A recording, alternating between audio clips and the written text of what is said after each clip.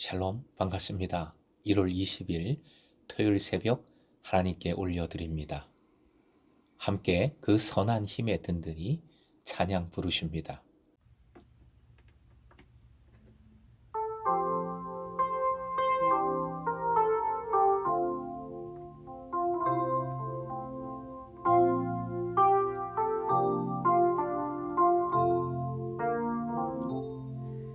그 선한 힘에 고요히 감싸요. 그 놀라운 평화를 누리며 나 그대들과 함께 걸어가네. 나 그대들과 하늘을 여네. 지나다 머물 어둠의 날들이 무겁게 내 영혼 짓눌러도 오 주여 우릴 외면치 마시고 약속의 구원을 이루소서. 그 선한 힘이 우릴 감싸시니 믿음으로 일어나리 기대하네. 주 언제나 우리와 함께 계셔. 하루 또 하루가 늘 새로워. 오늘 말씀은 고린도전서 11장 8절에서 16절, 11장 8절부터 16절까지입니다. 함께 읽겠습니다. 남자가 여자에게서 난 것이 아니요 여자가 남자에게서 났으며 또 남자가 여자를 위하여 지음을 받지 아니하고 여자가 남자를 위하여 지음을 받은 것이니 그러므로 여자는 천사들로 말미암아 권세 아래에 있는 표를 그 머리 위에 둘지니라. 그러나 주 안에는 남자 없이 여자만 있지 않고 여자 없이 남자만 있지 아니하니라. 이는 여자가 남자에게서 난 것 같이 남자도 여자로 말미암아 났음이라. 그리고 모든 것은 하나님에게서 났느니라.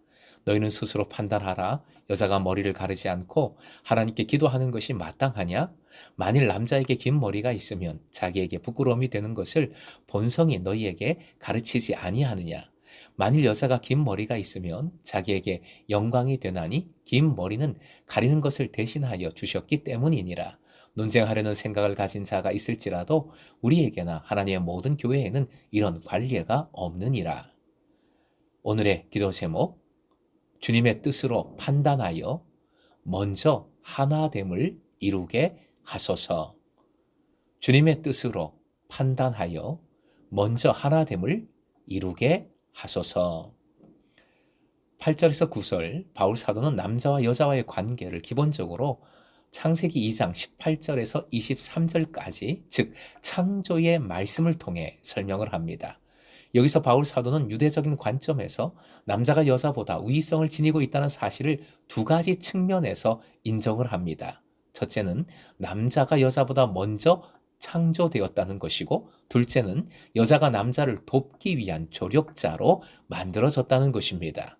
그러기에 앞에서 남자가 하나님의 영광을 위하여 창조되었다면 여자는 남자의 영광을 위하여 지음받은 존재입니다. 또 그러기에 남자는 여자의 머리가 됩니다. 또한 남자와 여자의 성별에 따른 역할과 목적이 다릅니다. 창조를 통해 주어진 남자와 여자의 역할이 다르기에 남자는 머리됨의 책임성을 지녀야 하고 여자는 협력자로서의 역할을 감당해야 합니다. 그러나 이제 새로워졌습니다. 더 중요한 것은 어제 이미 살펴보았던 본문의 11절, 12절 말씀이지요. 예수 그리스도 안에서 남자와 여자는 이제 온전한 동등성을 지니게 되었으며 창조 질서에 따른 그러한 역할 분담, 남자가 주책임자고 여자가 조력자고 그러한 역할 분담의 의미는 더 이상 중요하지 않게 되었습니다. 다만 바울 사도는 11절 12절만을 강조하면 머리를 가리지 않으려는 여인들, 그러니까 방종하는 이들을 마치 옹호하고 있는 것으로 비춰질까 염려한 것으로 보입니다. 따라서 바울 사도는 본문에서 머리에 너울을 쓰는 것은 여자에게서 정당한 것임을 강조합니다. 10절은 공중예배에서 여자가 그녀의 머리를 예의 바르게 함으로, 즉 13절 마땅한 방식으로 품위 있게 관리할 권리가 있다고 표현을 하고 있습니다.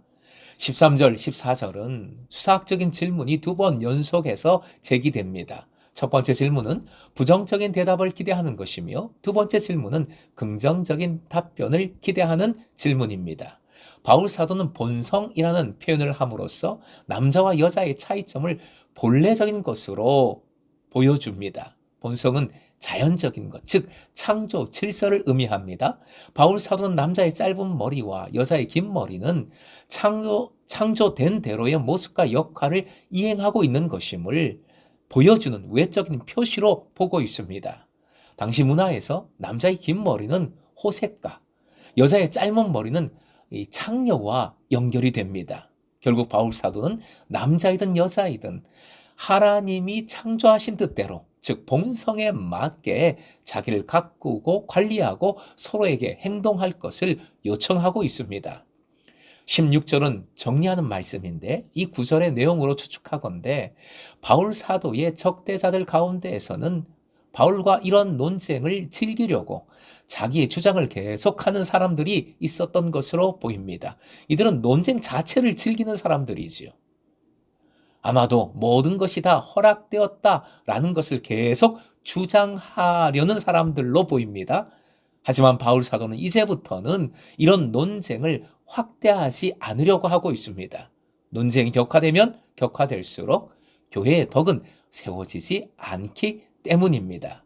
탁상, 공론 집어치우고 온전히 예수 그리스도 안에서 서로 동등함을 인정하고 그 동등함 속에서 다양한 모습으로 함께 동역하라 하고 있는 것이지요.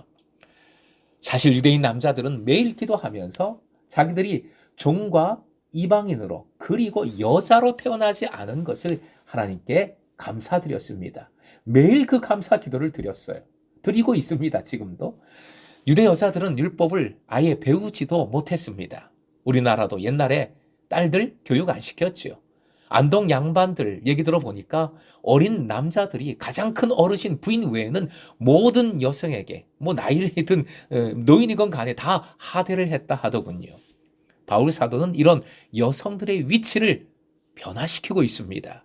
예수 안에서 마침내 여자와 남자는 새로운 피조물로 서로 동등성을 지닌 존재가 되었음을 강조하고 있습니다.